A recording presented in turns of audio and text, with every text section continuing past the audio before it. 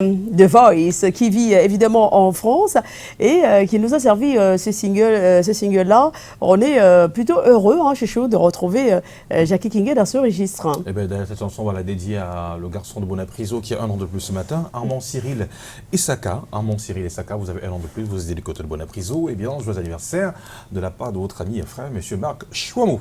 Sur ce plateau, un autre personnage. Oui, monsieur Patrick Christian Debois qui nous a retrouvés pour la session. La session, c'est quoi sa session? Regard sur l'actu. Regard sur l'actu, tout à fait.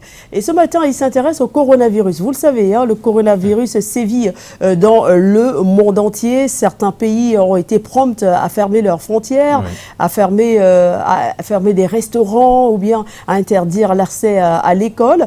Au Cameroun, le coronavirus est malheureusement déjà là. 5 cas ont déjà été enregistrés au Cameroun. Les autorités demandent beaucoup plus de vigilance entre psychose et appréhension. Que faut-il faire très exactement? Monsieur Patrick Christian Debois, bonjour. Bonjour Soflane, bonjour à Thierry Carole, bonjour. Bon début de semaine à nos téléspectateurs. Oui, effectivement, on peut être partagé entre psychose, appréhension et même envie de se protéger en se posant la question effective de savoir comment faire. On se serre plus la main. Voilà. On se fait plus de bisous. Alors, le Cameroun accuse désormais le coup. Le ministre de la Santé est on ne peut plus clair sur le sujet. Déjà 5 cas enregistrés au pays. Oui, on est très loin du moment où on se posait la question de savoir quand est-ce que ça va arriver. Parce que finalement, c'est comme une peur sur la cité, peur sur le monde, peur sur la planète. Le coronavirus est donc en train de terrasser même ceux qui pensent être les gestionnaires de ce monde.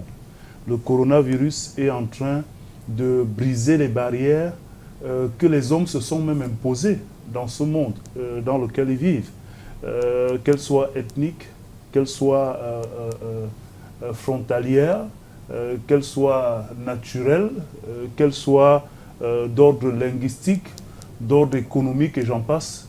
Le coronavirus, finalement, n'a pas d'endroit où il ne souhaite pas régner en maître. Et donc, on peut dire effectivement que le Cameroun, lui aussi, accuse le coup autant pour moi. Alors, on a donc, dans cette dynamique-là, notre pays qui est passé d'un cas signalé à un peu plus de cas. Aujourd'hui, on parle de 4, 5. De toutes les manières, on a donc dans la communication du ministre de la Santé publique véritablement une évolution, tout au moins officielle, de ce qui se fait, ou bien de la posture que les autorités camerounaises en matière de santé publique ont vis-à-vis de cette situation-là. D'abord, la détection, la prise en compte, et puis finalement, l'appel à la vigilance. Au moins, officiellement, c'est ce qui ressort de ces communications du ministre de la Santé publique, qui est d'ailleurs coutumier du fait. Ça n'est pas simplement par rapport au corona. Il nous a habitués depuis qu'il est arrivé à cette fonction, soit à travers des tweets, soit à travers des communiqués ou des réactions sur diverses situations concernant son département ministériel, n'est-ce pas, à être au devant de la scène.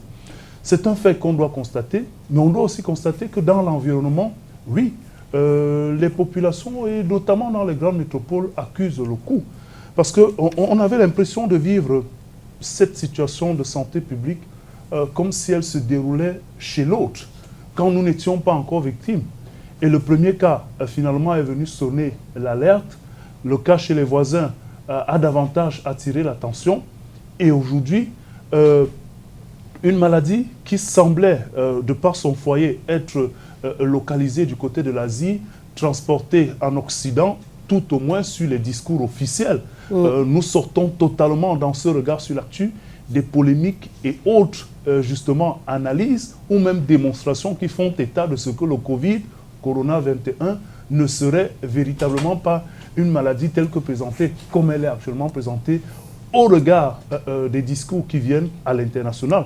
Nous restons sur le fait, justement, de ce que cette maladie, telle que déclarée officiellement dans les discours officiels et même dans les sorties de l'Organisation mondiale de la santé, que cette maladie-là est voyagée sans forcément avoir besoin de visa, sans forcément payer son ticket de transport, sans demander la permission à qui que ce soit, pour partir de son foyer, nous a-t-on indiqué, de la Chine, d'une province de la Chine pour se retrouver dans d'autres pays de l'Asie, en Occident, et finalement casser les barrières continentales pour être aujourd'hui présente sur l'ensemble de la planète. Nous accusons aussi le coût parce que nos populations ne sont, dans leur structure culturelle et sociale, ne sont forcément pas habituées à ce type de restrictions qui peuvent convenir un peu au modèle de société occidentale, où on peut facilement décider du jour au lendemain de ne plus se serrer, de ne plus finalement se tendre la main, de ne plus vivre les chaudes ambiances collectives et sociales. Là-bas, cela peut passer, puisqu'au quotidien, on se permet souvent, en dehors des grands mouvements festifs et des grands rassemblements, d'être carrément cloîtré chez soi. C'est une habitude culturelle, sociale, qui se vit là-bas. Et donc, forcément, quand on interdit d'aller à l'école, quand on interdit de se retrouver dans des manifestations, cela paraît un peu plus évident pour ces sociétés-là. Mais chez nous, ce type d'interdiction peut avoir une difficulté structurellement parlant et par rapport à nos habitudes. On est presque à l'aise chez nous quand on se retrouve au marché, quand on est dans la rue, quand on est chaque soir au bar en train de prendre un pot avant d'aller à la maison. Voilà des habitudes culturelles qui font aussi face à une situation comme celle-là et qui nous permettent de dire que nous accusons le coup. Peut-être n'étant pas au niveau d'alerte maximale tel que décrit par les autorités de la santé publique, mais au moins dans l'attention attirée des populations, on voit très bien qu'il y a des goulots qu'il va falloir rapidement éradiquer. Même si, en fin de compte, ce qu'on souhaiterait, c'est de voir beaucoup plus la maladie être éradiquée que d'éradiquer nos habitudes culturelles et nos ambiances chaudes qui sont typiquement des habitudes que nous avons dans nos relations culturelles, dans nos habitudes traditionnelles. Monsieur Patrick Issandobon, on doit pouvoir tirer des leçons sur ces premiers cas et affûter les stratégies.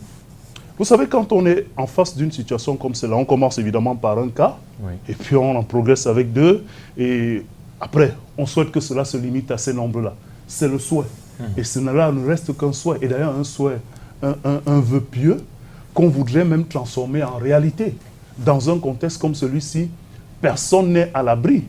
Nul ne peut dire ni le jour, ni le moment où éventuellement il pourrait être atteint par cette situation-là.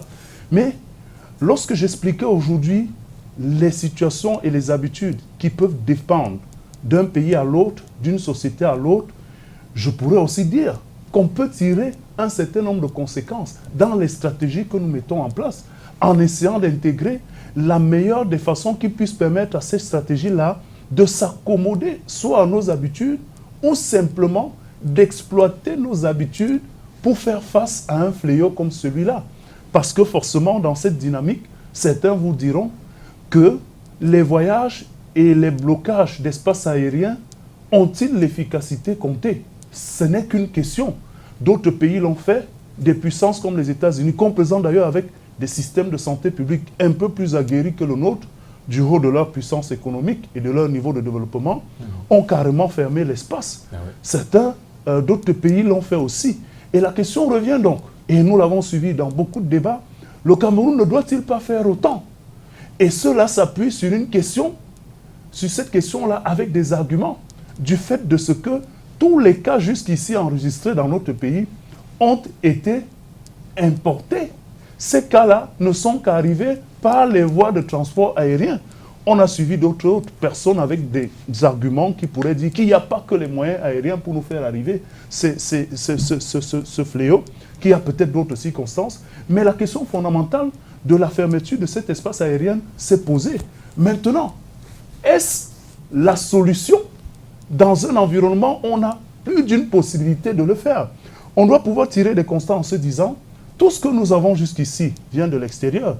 Peut-être renforcer la batterie de mesures autour des vérifications, mais en se demandant aussi comment se ferait-il qu'au niveau de ces pays affectés, qui quelques-uns sont des foyers de transmission, en moins de 48 heures, 24 heures, même si nous parlons de période d'incubation, quelqu'un serait parti d'un point A, 6 heures de vol, et se retrouver à l'arrivée du point B avec un virus qu'on n'a pas pu détecter au point A en moins de 6 heures. Cela pose quand même beaucoup de questions et peut amener à réfléchir. Parce que si vous avez un vol qui est parti d'un potentiel foyer, qui n'a que fait 6 heures, et qui arrive à un autre et qui, dans ce vol-là, vous donne 1 ou 2 cas, vous devriez quand même vous demander ce qui n'a pas marché. Dans la chaîne de vérification, qu'on nous dit, assez relevée dans certains pays, et que ce soit au niveau des barrières pour sortir de ces aéroports, au niveau des compagnies aériennes, avant d'arriver chez nous. Nous qui avons des méthodes, nous disent-ils, rudimentaires pour vérifier ces effets-là, nous arrivons quand même à l'entrée de notre frontière, de nos aéroports, à détecter ce qui n'a pas pu être détecté là où les mécanismes sont très sophistiqués pour y arriver.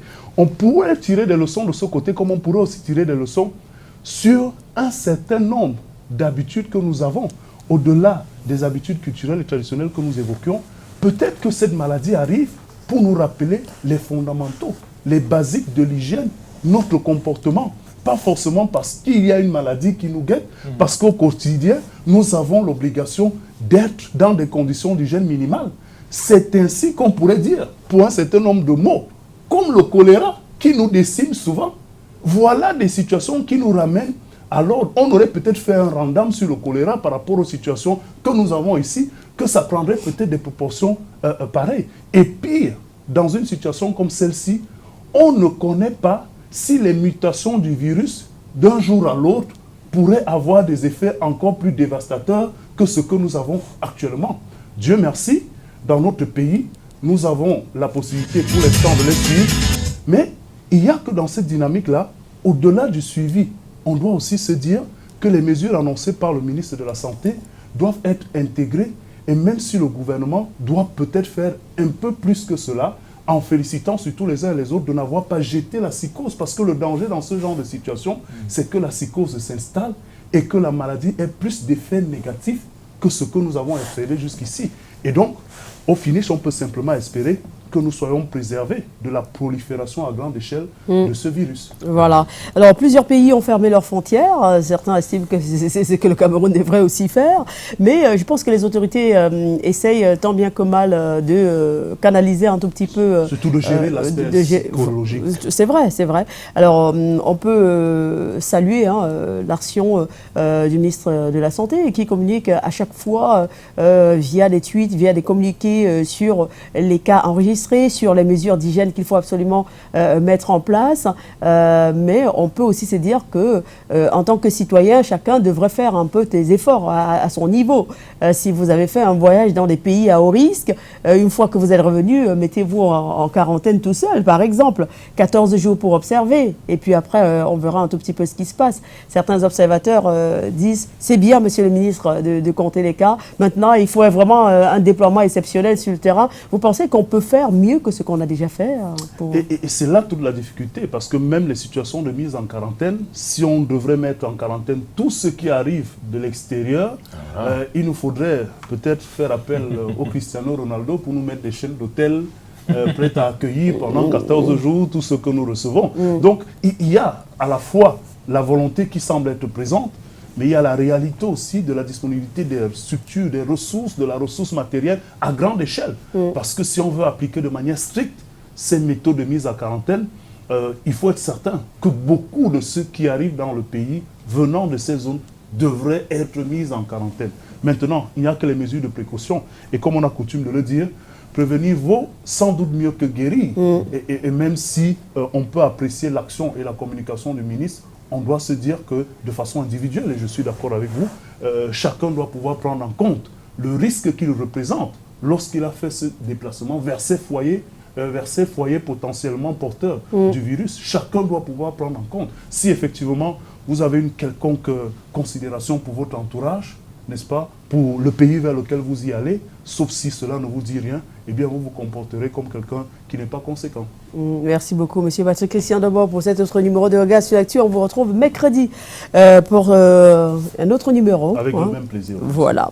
Il est 8h, on passe les 3 minutes. Nous allons maintenant nous intéresser à une petite page de publicité avant de retrouver monsieur André Mirabeau-Mahop pour la session sportive de ce programme.